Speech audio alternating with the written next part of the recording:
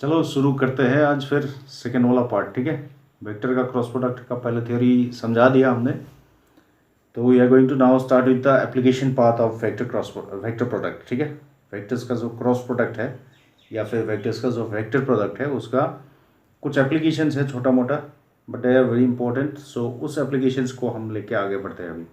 ठीक है, चलो डिले मत करेंगे, डिले नहीं करना है। ओके, सो शुरू करते हैं। सबसे पहला एप्लीकेशन जो है एरिया ऑफ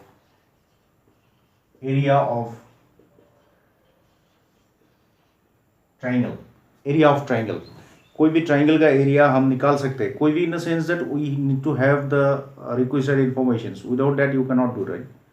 ठीक है, तो हम लोग इसको निकालने का क्या जुगाड़ बनाएंगे। देखो पहले एक बात है, मैं एक छोटा सा मॉडल दिखा देना चाहता हूँ, मैं इसमें कोई मॉडिफिकेशन अभी तक नहीं किया। सो ये देखो, ये मान लो ट्राइंगल है, इस ट्राइंगल का एरिया निकालना है मुझे। ठीक है, इस ट्राइंगल का एरिया मुझे निकालना है, I have to find the area of this triangle. तो मैंने दो साइड को मार्क किया हुआ है। ठीक है, just to indicate that I am going to consider those two. जैसे ये रेड वाला मार्क किया हुआ है, ठीक है, नज़दीक लाता हूँ, then you can see this little more clearly. मुझे ना देखो उससे कोई फ़र्क नहीं पड़ता है, ये रेड है एक साइड और दूसरा वाला ये ब्लू है, राइट। तो मैं अगर इस वाले साइड को वेक्टर ए से रिप्रेजेंट करता हूँ और इस वाले को वेक्टर बी से रिप्रेजेंट करता हूँ, ठीक है, तो फिर इसका एरिया कैसे निकलेगा। मतलब एक ट्राइंगल का एरिया जानने के लिए तुमको कोई भी दो साइड्स के बारे में जानना ज़रूरी है इन द वेक्टर नोटेशन। कहानी समझ में आया? तो देखो मैं प्रोसीड कैसे करूँगा, मैं थोड़ा सा हिंट्स दे देता हूँ तो बोर्ड में बाद में चला जाएंगे। ठीक है, तो मुझे अगर पता है कि ये वाले एंगल थीटा है, मान लेते हैं for a moment we consider that ये वाले एंगल थीटा है, मान लेते हैं। ठीक है, बहुत बढ़िया है। तो मैंने क्या किया, यहाँ से परपेंडिकुलर खींच दिया, क्योंकि तुम सब जानते हो कि area of a triangle is what, half into base into altitude. अगर बेस तो मुझे पता ही है, ये मैग्नीट्यूड है, अगर मैं किसी कारण ये निकल पाया तो दोनों को मल्टीप्लाई कर दूंगा, सामने हाफ लगा दूंगा, एरिया मिल गया, कहानी खत्म। ठीक है, मैं एक्चुअली इसका डिडक्शन दिखा रहा हूँ। ठीक है, so magnitude of A will give me the base, मुझे ये चाहिए परपेंडिकुलर, बहुत बढ़िया है। मैंने इसको थीटा पकड़ लिया, तो फिर ये वाला एक राइट ट्रायंगल बन गया। ठीक है, ये वाला एक राइट ट्रायंगल बन गया। तो इस राइट ट्रायंगल में तुम्हें मैं निकालने के लिए क्या बोल रहा हूँ, ये वाला जो कि इस एंगल के कारण इसका नाम परपेंडिकुलर पड़ेगा, ऑपोजिट साइड है। ठीक है, फिर ये वाला तो हमको पता ही है, मैंने बोला कि इसको मुझे बी से रिप्रेजेंट करना है। तो जब वेक्टर बी होगा, ये magnitude will give length of this, clear हुआ है ना। तो ये हो गया मेरा मैग्नीट्यूड, जो कि ये 90 डिग्री का ऑपोजिट में है, हाइपोटेन्यूज। तो अब तुम बोलो परपेंडिकुलर निकालने के लिए मेरे पास अगर हाइपोटेन्यूज को यूज़ करना है इस एंगल के लिए, तो कौन सा ratio, right, perpendicular and hypotenuse I am going to use, तो साइन रेशियो लेना पड़ेगा। कहानी समझ में आया ना, साइन रेशियो लेना पड़ेगा, क्योंकि परपेंडिकुलर और हाइट को, सॉरी, हाइपोटेन्यूज को रिलेट करने वाले बस एक ही रेशियो है। बस इससे लेके आगे बढ़ते हैं तो समझ में आ जाएगा तुमको। ठीक है, अभी हम क्या करेंगे, ये वाला जो ट्राइंगल है इसमें कॉपी कर दिया, उसमें तो हालांकि मैंने कोई भी ऐसा ये नहीं लिखा था, यहाँ पे ए बी सी कुछ नाम दे लेते। ठीक है, दिस इज द वेक्टर, अच्छा ये मैं वेक्टर के हिसाब से लिखता हूँ, ये वेक्टर ए है और ये वाला वेक्टर बी है, राइट। ये मैंने सेपरेटली यहाँ पे लिखा, नहीं तो ये परपेंडिकुलर काट रहा है। ठीक है, अच्छा मैंने इसको परपेंडिकुलर बना दिया, ये वाले एंगल का नाम मैंने रख दिया थीटा, इस वाले एंगल का नाम मैंने रख दिया थीटा। अब अभी जो समझाया उसी प्लानिंग के हिसाब से मैं कोशिश करूंगा ये निकालने का कि ये वाले लेंथ कितना है। ठीक है, इसका नाम सपोज बी एम दे दिया, तो फिर कैसे होगा, हमने अभी अभी देखा कि साइन थीटा लेने से हमारा काम बनता है। तो sine theta is equal to P by H, P बोले तो B M, right, that is a height, right, that is a height. और ये जो ए बी है, ए बी ऐसे लिख रहे हैं, अभी ध्यान देना मैं मैग्नीट्यूड का बात कर रहा हूं, बिकॉज मैं सिर्फ लेंथ का बात कर रहा हूं यहां पे। तो फिर जब मैग्नीट्यूड का बात करेंगे, बी एम को बी एम ही रहने दो, ए बी मतलब क्या होगा, magnitude of, sorry magnitude of B, magnitude of B हो गया। ठीक है, तो यहां से क्या मिलेगा, if you simplify this will be getting this as magnitude of B sine theta, ठीक है, magnitude of B sine theta. कहानी क्लियर हो गया। तो जब ए मिल गया, मुझे हाइट मिल गया, magnitude of A will give the base. अब ट्राइंगल का एरिया खुद लिख सकते हो या नहीं, क्या होगा, half into base into altitude. तो एरिया कितना होगा, यहां लिख देते हैं, थोड़ा सा डिसिप्लिन नहीं है यहाँ पे, उल्टा पुल्टा चल रहा है, कोई बात नहीं है।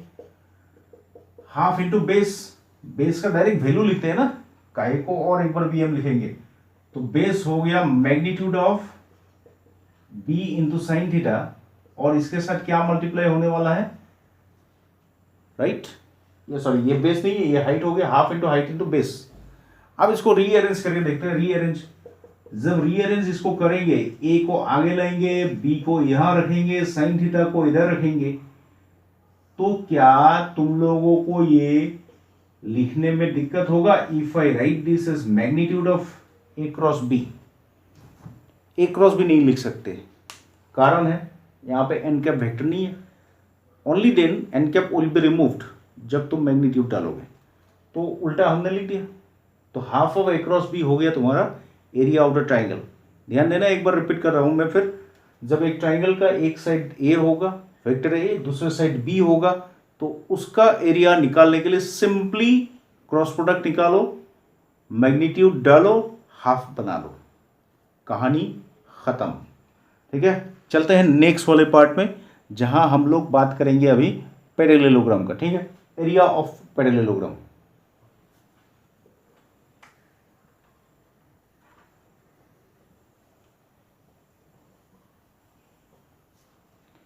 अभी बात करेंगे हम लोग एरिया ऑफ पैरेललोग्राम का। एरिया ऑफ पैरेललोग्राम, ठीक है, एरिया ऑफ पैरेललोग्राम। ठीक है, यहां भी हम लोग एक, चलो एक पहले देख लेते हैं, एक पेपर में मैं चिपका के रखा हूं, तो प्रोसेस कैसे करेंगे हम लोग आगे बढ़ने के लिए। ये वाला है पैरेललोग्राम, ठीक है, तो इसमें मुझे मिलेगा क्या, ये वाला जो रेड वाला मार्क है, ये मान लो ए वेक्टर है और दूसरा वाला बी वेक्टर है। तो क्या मिलना चाहिए पैरेललोग्राम के लिए, कोई भी कॉन्जिक्यूटिव दो साइड्स, कोई भी कॉन्जिक्यूटिव, क्योंकि अगर ये मिल गया ए सेम इज दिस, ये मिल गया तो इसका जैसा है। तो कल को अगर कोई बोलता है मेरे पास ये साइड है और ये साइड है, ये नहीं है, तो एरिया नहीं निकल पाएगा, ऐसा कुछ नहीं है, क्योंकि ये होने से ये निकल गया। समझ में आ गया। तो इसका मतलब वही है कि दो कोई भी कंसेक्यूटिव साइड्स अगर हमारे पास होता है इन टर्म्स ऑफ वेक्टर, तो इसका एरिया निकाल लेंगे हम लोग। कैसे निकालेंगे, कहानी बिल्कुल पिछले प्रॉब्लम का जैसा है। तुमको बस याद रखना है कि एरिया ऑफ पैरेललोग्राम कितना था। क्लास तुमको कौन सा क्लास में मिला है, which class did you get area of parallelogram, I think class 9 में मिला होगा, राइट। तो क्लास 9 में जब तुमको पता चल गया कि एरिया ऑफ पैरेललोग्राम क्या है, ये है base into height, base into height. So now we are going to find the height, right. Our process is very much same as the previous one. Will consider this as theta, हम लोग इसको theta मान लेंगे। जब theta मान लेंगे, इसके साथ किसको रिलेट करना है, साइन, बस दैट्स ऑल। आगे बढ़ता है तो तुमको समझ में अपने आप आ जाएगा, कोई प्रॉब्लम नहीं है। तो this vector I would like to name as A, this vector I would like to name as B. यहां से हम लोगों ने परपेंडिकुलर खींच दिया, इस वाले को थीटा लेंगे, तो मान लेते हैं ये ए, ये बी, ये सी, ये डी है, चारों वर्टेक्स। कहानी समझ में आया। तो इसमें इस कहानी में फिर bm को निकालने का बात है, bm को निकालने का बात है, तो I directly would like to write this time, क्योंकि पिछले बार का जैसा ही सिचुएशन है, सेम है, तो मैं डायरेक्टली इसको बोल सकता हूं this is magnitude of b into sine theta, right, magnitude of b into sine theta. कहानी क्लियर।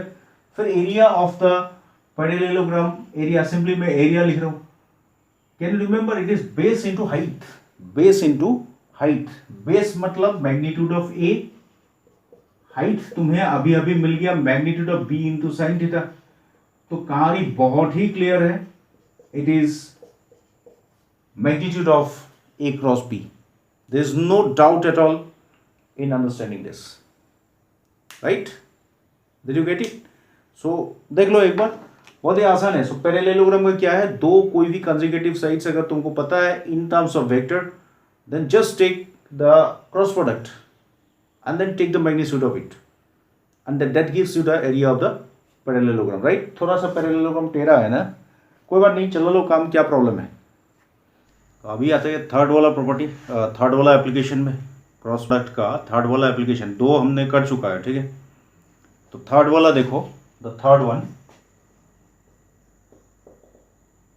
इसमें क्या है, will be talking about the area of parallelogram. एक पैरेललोग्राम का बात करेंगे जिसमें उसका एरिया निकालेंगे हम लोग। तो पैरेललोग्राम का हम लोगों ने ऑलरेडी बोल दिया, right. This time will be knowing the diagonal, ठीक है। अगर हमें पता चल गया कि these are the two diagonals of a parallelogram, तो इसका जो एरिया होगा, राइट, इसका जो एरिया होगा that will be half times magnitude of d1 cross d2, half times magnitude of d1 cross d2। This proof you can do easily, it's not a difficult one, so कर लेना, कोशिश करना। And then इसके बाद इसी को generalise करते हैं, right. Area of quadrilateral, area of कोई भी क्वाड्रिलेटरल का सेम फॉर्मूला है, राइट। क्वाड्रिलेटरल का एरिया कितना है, half into diagonal 1 cross diagonal 2। ये भी d1 and d2 are the diagonal vectors, right. But अगर इसका प्रूफ चाहिए तो मुझे बोलना, राइट, डिस्क्रिप्शन में, सॉरी कमेंट बॉक्स में या फिर मेल में मुझे बोलना, क्योंकि मैं अभी इसका प्रूफ नहीं दे रहा हूँ। इसका प्रूफ के लिए हमको वेक्टर एरिया यूज़ करना है, we have to use the vector area, right. Normal approach में ये I don't know whether you will be getting और not, but I think will not get this, तो will be using the vector area concept, ठीक है। So अभी फिलहाल for cross product of vectors, right, cross product of two vectors इतना ही है। And now we can proceed for solving the problems, तो कुछ प्रॉब्लम्स ले लेते हैं। ऑलरेडी क्रॉस प्रोडक्ट कैसे किया जाता है, that problems we have already covered, ठीक है, हम लोगों ने उसको पहले ही कवर कर चुके हैं। तो अभी थोड़ा सा प्रॉब्लम लेते हैं हम लोग, बुक का ही प्रॉब्लम लेंगे, right, will see. Okay, cross product का मैग्नीट्यूड, क्रॉस प्रोडक्ट निकालना, ये सब अभी नहीं करेंगे, ठीक है, क्योंकि वो तो डायरेक्ट क्वेश्चन है, you will be able to do. So अभी आते हैं इसमें question number 2 of the exercise 10.4। मैं क्वेश्चन नंबर 2 नहीं लिखूंगा, 1 लिखूंगा। ये है क्वेश्चन, जो क्वेश्चन नंबर 2 है एक्सरसाइज का, मैं इसको क्वेश्चन नंबर 1 बोल के लिख दिया। क्या बोला है, find a unit vector perpendicular to each of this vectors where a and b are this. तो क्रॉस प्रोडक्ट का ज्योमेट्रिकल इंटरप्रिटेशन हमको क्या बताता है कि जो भी क्रॉस प्रोडक्ट निकलेंगे that is perpendicular to both of the vectors whose cross product you have found. तो इसका मतलब ये बहुत ही क्लियर हो गया कि जब तुमको a प्लस बी और a माइनस बी का एक यूनिट वेक्टर चाहिए, मतलब इनका परपेंडिकुलर यूनिट वेक्टर चाहिए, तो फिर इन दोनों का क्रॉस प्रोडक्ट निकालो तो वेक्टर मिलेगा, उसका यूनिट वेक्टर निकाल दो, then you will be getting this unit vector. Clear हुआ कहानी। तो ठीक है, हम ज़्यादा स्टेटमेंट नहीं लिखेंगे, डायरेक्टली हम a प्लस बी निकालते हैं। a plus b, what is a plus b, 3i plus i, 4i, then 2j plus 2j 4j, rather I should say it as j cap, ठीक है। ओके, हो गया ये। फिर what is a minus b, vector a minus vector b, 3 minus 1, तो ये होगा 2i cap, then ये हो जाएगा 0, फिर ये हो जाएगा 4k कैप, ठीक है, हो गया। तो अभी इनका क्रॉस मल्टीप्लिकेशन निकालना है, तो इसीलिए हम लोग क्या करेंगे, because already I told you, मैं पहले ही तुम लोगों को बोल चुका हूं कि बिना डिटर्मिनेंट को यूज किए हुए डायरेक्टली राइट द रिजल्ट, तो इसलिए मैं सारे कंपोनेंट्स को दिखाऊंगा, अदरवाइज वहां पे अगर एक कंपोनेंट मिस हो गया तो हो सकता है हम लोग गलत कर ले, ठीक है। तो हमें ऐसे मिला। अभी सबसे पहला बात है, हम लोग दोनों का क्रॉस प्रोडक्ट निकालेंगे, ठीक है। दोनों का मतलब a प्लस बी वेक्टर का with a minus b vector का क्रॉस प्रोडक्ट हम लोग निकाल लेंगे। तो कहानी को याद करो, पहले ही बोला था, right, already I told you. तो इसमें क्या करेंगे, पहले आई कैप का जोड़ीदार या फिर बॉडीगार्ड, जे कैप का बॉडीगार्ड और के कैप का बॉडीगार्ड, इन तीनों को हम लोग लिखेंगे। वेक्टर मिल जाएगा बहुत क्लियरली, ठीक है। आई कैप का लिखने के लिए क्या करना पड़ेगा, आई कैप को खा जाओ, फिर 4 4 16 और दूसरा वाला तो हो गया 0, कहानी क्लियर। फिर जे कैप के लिए लिखने के लिए ये खा गया, this J cap you will खाई, यू विल ईट इट, ठीक है। जे कैप को खा जाओ, तो फिर यहाँ पे 4 2 आ जाएगा, तो 0 इंटू 2 कितना होगा, 0 होगा। फिर 4 into 4, right, 4 into 4 how much it will be, -16 हो जाएगा, राइट। फिर लास्ट के लिए तो बहुत क्लियर है कहानी, के को खा जाओ, तो फिर ये 0 हुआ और ये -8 हुआ, तो तुम्हारे पास कितना हुआ, ये 16 आई कैप -16 जे कैप -8 के कैप। तो तुम्हें मिल गया वेक्टर सी जो क्रॉस प्रोडक्ट है a plus b and a minus b का। इसका मतलब मुझे वो वाला वेक्टर मिल गया जो ए प्लस बी और ए माइनस बी दोनों का परपेंडिकुलर है। अभी क्या निकालना है, इसका यूनिट वेक्टर निकाल दो, काम बन गया।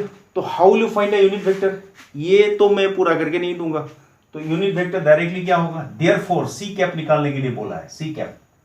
तो सी कैप मतलब vector divided by its magnitude. And this calculation I am definitely living for you, do that, right. और मैच कर लेना आंसर, बुक का क्वेश्चन है, ठीक है।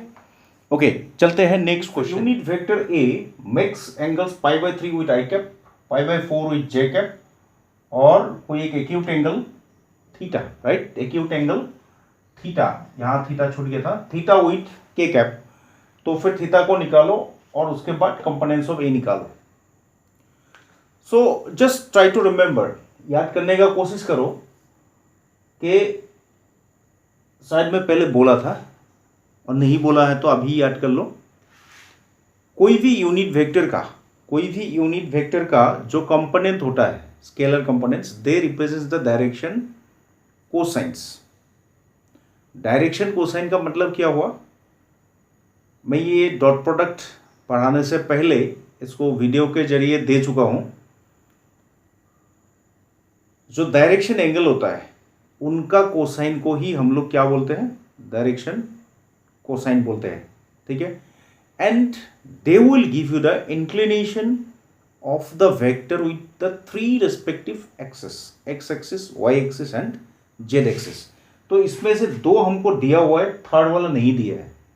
तो इसका मतलब मैं यही बोल सकता हूं कि उस यूनिट वेक्टर का डायरेक्शन एंगल π/3, π/4 और थीटा है। मतलब इनका कॉस अगर लेंगे तो it will become direction cosine. और डायरेक्शन कोसाइन का एक बहुत ही इंपॉर्टेंट प्रॉपर्टी तुमको याद करना है कि इनका स्क्वायर लेके अगर हम लोग ऐड कर देंगे तो रिजल्ट हमेशा 1 आता है, राइट। सो हम लोग यही लिखेंगे क्लियरली, सॉल्यूशन डालते हैं, ठीक है। Clearly the direction angle, right, direction angle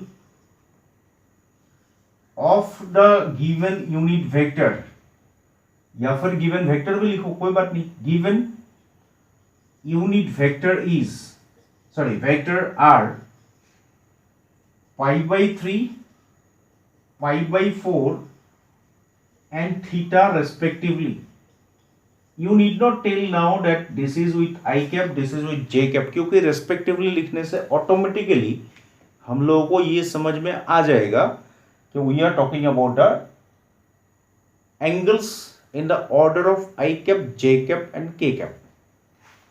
तो therefore हम लोग क्या बोल सकते हैं, cos square of π/3 जो कि हो गया L स्क्वायर, मतलब cos अल्फा स्क्वायर। अगर थ्योरी को बैक करोगे तो तुमको पता चल जाएगा।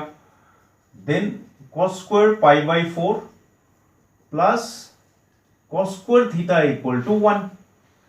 अब हमारा काम है इस इक्वेशन को सॉल्व कर देना है, बट ध्यान देना है कि थीटा एक एक्यूट एंगल है, वो बोल चुका है, ठीक है। तो फिर हमें लास्ट में जब स्क्वायर रूट निकाल लेंगे हम लोग कॉस थीटा निकालने के लिए, will consider a positive square root, ठीक है। तो कॉस पाई बाई 3 मतलब कॉस 60 का स्क्वायर, कॉस 60 मतलब हाफ होता है, तो 1/4, ये हो गया कॉस 45 मीन्स 1/√2 स्क्वायर हो गया हाफ, और ये रहा cos square theta equal to 1, दोनों मिलके 3/4 होगा, राइट। एक ही स्टेप में कर सकते हैं हम लोग, इट विल बी 1/4 क्योंकि 1 minus 3/4, so what will be cos theta, as I already told you, will take the positive square root. कारण क्या है, since theta is acute, since, या फिर हम लिखेंगे taking positive square root as theta is acute, theta acute होने के कारण हम लोग पॉजिटिव स्क्वायर रूट ही लेंगे।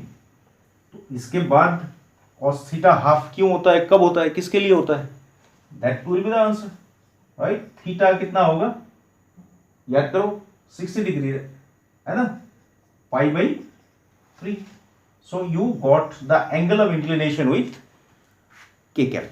तो लास्ट कंक्लूजन वाला स्टेप लिखना, मैं बॉक्स बना के छोड़ दिया, but this should not be your conclusion step. Exam में तुमको इसके बारे में कंक्लूजन को बहुत बढ़िया से लिखना है कि therefore the required angle made by the unit vector with the के कैप इज π/3। बहुत बढ़िया। इसके बाद क्या पूछा है, इसके बाद क्या पूछा है, कंपोनेंट्स, राइट। तो कंपोनेंट्स बोलने से इसमें ये क्लियर करके नहीं दिया है कि we need to write a vector components या फिर स्केलर कंपोनेंट्स, राइट। तो डाउट हो सकता है जो एग्जामिनर है, तुम डायरेक्टली लिखोगे देयरफॉर स्केलर कंपोनेंट्स, डायरेक्टली लिखो। स्केलर कंपोनेंट्स में आई कैप जे कैप और वो सब नहीं लिखना चाहिए, ठीक है। Components are, right, scalar components are, पहला स्केलर कंपोनेंट्स होगा cos alpha, second cos alpha बोले तो π/3, देन π/4 और π/3, अभी अभी जो निकला दैट इज कितना हुआ, हाफ हुआ, राइट। कॉस π/3 मतलब कॉस 60 डिग्री हाफ है, 1/√2 एंड 1/2, ठीक है। क्या कहानी क्लियर हो गया, कहानी क्लियर हो गया। तो ये हो गया तुम्हारा कंपोनेंट्स। अगर बाई चांस वेक्टर पूछ लिया होता तो ये half I cap, 1/√2 J cap and half के कैप, फाइन, ठीक है। देख लेना एक बार, इतना डिफिकल्ट नहीं है, इतना क्या डिफिकल्टी नहीं है, ठीक है। इसके बाद हम लोग देखो, ये प्रॉब्लम छोटा छोटा है, फिर भी मैं ले रहा हूं बिकॉज दीज आर बेसिक्स, ये बेसिक्स है बोर्ड के लिए। तो और एक हम वीडियो बनाएंगे इसके बाद जिसमें थोड़ा सा प्रॉब्लम्स हम लोग एक्स्ट्रा करेंगे, ठीक है। और उसके बाद वैसे vector product, scalar triple product भी हमको पढ़ना है, बॉक्स प्रोडक्ट जिसको बोलते हैं। ये है नेक्स्ट क्वेश्चन, ये next question, a minus b cross a plus b is equal to 2 times a cross b। चलो इसमें ज़्यादा कोई मेहनत का बात नहीं है, बट फिर भी as it is there I am taking, this is a very basic problem जिसमें तुम लोग वेक्टर प्रोडक्ट्स का प्रॉपर्टी यूज करोगे, right, that is distributive over vector addition. तो this will be distributed on whom, it will be distributed on A and then ये किसके ऊपर distribute होगा, it will be distributed over B as well। फिर right distributive property होगा, right distributive, so A cross A minus B cross A then A cross B minus B cross B। बहुत बढ़िया। अब याद करके देखो, A क्रॉस A जीरो था, property बोलता था, राइट, जीरो था, जीरो वेक्टर था, मगर remember it. B cross A को उल्टा लिखेंगे तो minus of A cross B आएगा, तो उस माइनस ने इसको बैलेंस करके क्या बनाएगा, इसको what it will be, it is simply A cross B property. फिर प्रॉपर्टी है, ठीक है, ये फिर, और ये तो हो गया जीरो वेक्टर। अब पूरा उठा के देख लो, ये कितना होगा, 2 टाइम्स A क्रॉस B। चाहो तो ऐसे भी लिखो या फिर ऐसे ब्रैकेट डाल के लिखो, राइट। So that's all. तो इसमें डायरेक्टली बहुत ही मामूली सा क्वेश्चन है, लेकिन बोर्ड ओरिएंटेड है, बोर्ड में ये 2 मार्क के लिए पूछा जा सकता है या फिर 1 मार्क के लिए भी, बट प्लीज देख लो, ठीक है। अच्छा, ये है नेक्स्ट क्वेश्चन, देखो बुक का क्वेश्चन है, तो इसमें डायरेक्टली क्या है, डिस्ट्रीब्यूटिव प्रॉपर्टीज को वो शो करने के लिए बोल दिया व्हेन कंपोनेंट्स आर गिवन, ठीक है। तो ठीक है, लेते हैं, कोई प्रॉब्लम नहीं है, हम डिटर्मिनेंट यूज करेंगे इस बार to prove it conveniently, right. तो कैसे करेंगे, देखो, will start with left hand side, will start with left hand side, ठीक है, will start with left hand side. तो लेफ्ट हैंड साइड में हमें मिला a cross b plus c. अच्छा, याद करके देखो हम लोगों ने कैसे डॉट प्रोडक्ट क्रॉस प्रोडक्ट को निकाला था। It was a determinant, right, जिसका सबसे पहला जो रो था वो था यूनिट वेक्टर्स का रो आई कैप, जे कैप एंड के कैप, इसमें कोई डाउट नहीं है। सेकेंडली हम लोगों ने जब यहां सेकेंड वाले रो भरा था, इसका कंपोनेंट्स को भरा था, इसका कंपोनेंट्स A1 A2 A3। फिर थर्ड वाला कहानी क्या था, थर्ड रो का कहानी में क्या था, we have to fill this particular vectors components. इसका मतलब b प्लस सी को निकाल के रखना था। कोई बात नहीं यार, b प्लस सी तो निकाल ही सकते हो ना ऑर्डरली। तो b प्लस सी बनाने से क्या होगा, b1 plus c1 component wise add होगा, राइट। तो ऐसे करके हम लोग ये कंपोनेंट्स को डाल देते हैं। क्या ये दिख गया? तो यू गॉट दिस। अब क्या करेंगे, अब कुछ नहीं है, एक बहुत ही छोटा सा फॉर्मूला अप्लाई करेंगे, प्रॉपर्टी अप्लाई करेंगे। किसका, हम लोग प्रॉपर्टी अप्लाई करेंगे अभी डिटर्मिनेंट का। डिटर्मिनेंट का एक बहुत ही इंपॉर्टेंट प्रॉपर्टी था जो एकदम लास्ट वाला प्रॉपर्टी था। उस प्रॉपर्टी क्या बोलता है, जब एक डिटर्मिनेंट में कोई रो या फिर कोई कॉलम को दो एलिमेंट, मैं दो के लिए बोल रहा हूं, ज्यादा भी हो सकता है, दो एलिमेंट्स के साम के हिसाब से इसे एक्सप्रेस करेंगे, तो फिर इस पूरे डिटर्मिनेंट को हम लोग तोड़ सकते हैं दो अलग अलग डिटर्मिनेंट में, ठीक है, प्रॉपर्टी के हिसाब से। तो what will do, will break this.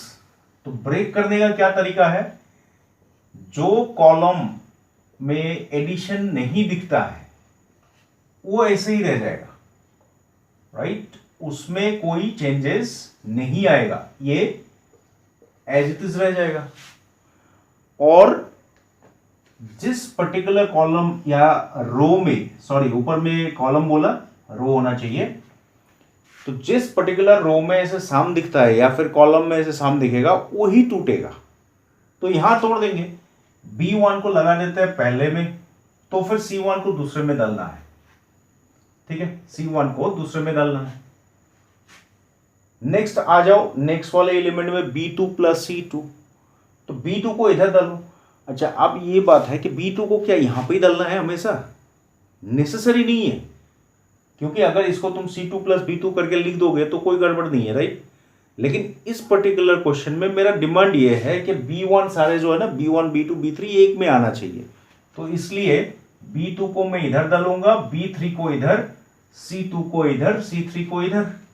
तो इसको अभी बैक करके देखो, ये किसका क्रॉस प्रोडक्ट होगा, इस वाले वेक्टर का और इस वाले वेक्टर का। ये वाले किसका कंपोनेंट था, ए का, so vector a cross vector b. ये वाले ए वेक्टर का कंपोनेंट, ये वाले सी वेक्टर का कंपोनेंट। और जब तुमने ऐसे लिख दिया, कहानी का समाप्ति हुआ, कहानी खत्म, कहानी बिल्कुल खत्म, ठीक है। सो बहुत ही आसान क्वेश्चन है, आसान प्रॉपर्टी है, बट देखो कभी कभी क्या होता है ना, प्रॉपर्टी आसान हो जाने से भी हमको दिक्कत हो जाता है, राइट। तो उस दिक्कत से बचना है अभी, ठीक है।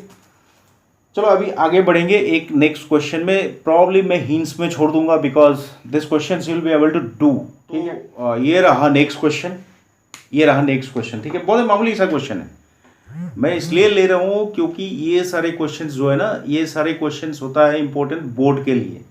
देखने में मामूली है लेकिन बहुत अच्छा टाइम में अच्छा स्टूडेंट भी इसको मिस करके चले जाते हैं, पता नहीं क्या दिमाग में घूमता है, ठीक है। इसलिए पहले बेसिक्स को क्लियर कर रहे हैं हम लोग, we are clearing the basics first. तो इसको देखो, मैं पूरा करूंगा नहीं, I just leave the hints and I know you are clever enough, you are good enough to do this problem. तुम लोग इसको कर पाओगे आराम से। जिसको भी डाउट होगा प्लीज मेल मी, राइट, या फिर व्हाट्सएप करना मेरे को। सो ये है ट्राइंगल जिसका एरिया हमको चाहिए। देखो एरिया निकालने का बहुत सारे तरीका हो सकता है। तो हमारे पास तो अभी क्रॉस प्रोडक्ट में वेक्टर जो क्रॉस प्रोडक्ट या वेक्टर प्रोडक्ट है उसमें फॉर्मूला डायरेक्ट मिला हुआ है। अगर कोई भी two sides of the triangle we know it is what half times the magnitude of the cross product. तो क्या तुम दो साइड्स का वेक्टर निकाल सकते हो यहाँ पे आराम से। एक निकलेगा बी सी, दूसरा निकलेगा बी ए। तो मैं स्टेटमेंट नहीं लिख रहा हूं, तुमको क्या लिखना पड़ेगा, given that these are the vertices to find the area of triangle ABC. तो फिर उसके बाद लिखो नाउ बोल के लिखोगे तो you find vector B A. ठीक है, बी ए कैसे निकलेगा, position vector of A minus position vector of B. तो डायरेक्ट माइनस करो। ठीक है, इसको ज्यादा लंबा बनाएंगे कोई फायदा नहीं है। 1 माइनस 2 माइनस 1 आई cap, 1 minus 3 minus 2 j cap, 2 minus 5 minus 3 के कैप। ये वाले मिल गया। दूसरा वाला क्या होगा, बीसी। बीसी मतलब position vector of C minus this.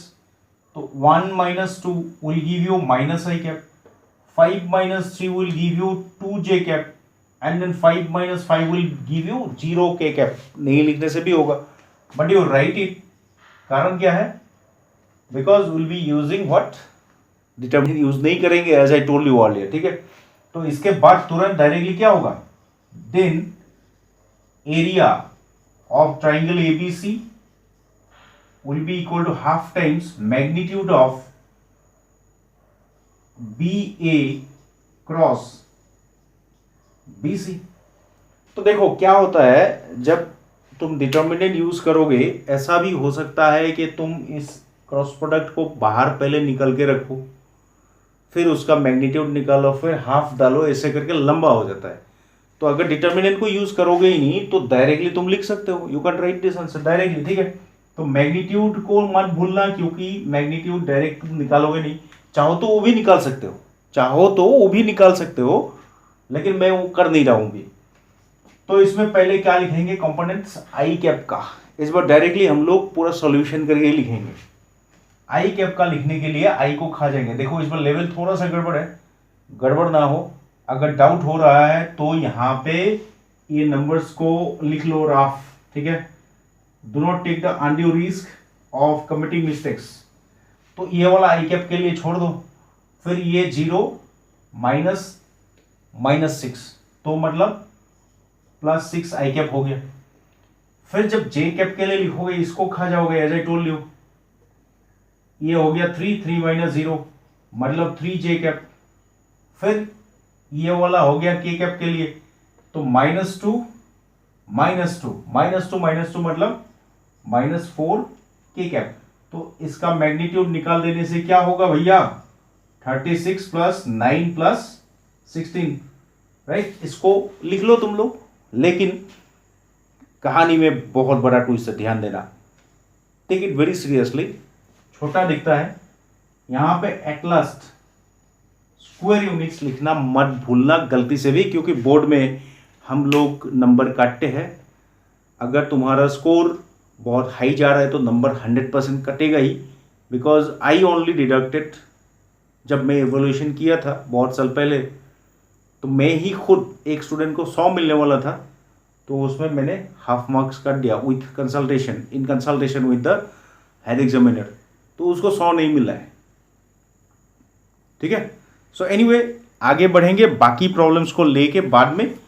आज यहाँ पे ख़त्म करते हैं इस वीडियो को।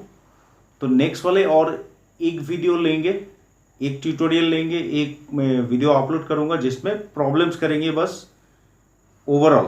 राइट, डॉट प्रोडक्ट हो, क्रॉस प्रोडक्ट हो। उसके बाद एक बनाएंगे for the scalar triple product. That may be after little some time, हो सकता है मैं इससे पहले 3D शुरू कर दूँ, बट विल सी दैट। ठीक है, ओके, बाय बाय।